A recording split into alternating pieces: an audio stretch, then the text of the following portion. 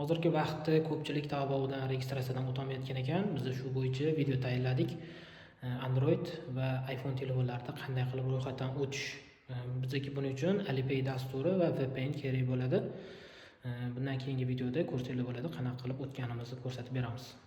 Buning uchun bizlarga VPN, Alipay dasturlari kerak bo'ladi. VPN ni yoqib olishimiz kerak bo'ladi. Ko'rsangiz bo'ladi, hozir yoqilgan. Va Taobao ilovasiga kiramiz va ro'yxatdan o'tishni bosamiz. VPNimiz ishlab turibdi. Va ro'yxatga o'tishga kirganimizdan keyin pastiga galochkani bosib, Alipay tugmasini bosamiz.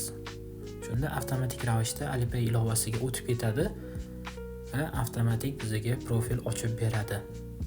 Bu yerda hech narsani bosishimiz shart emas.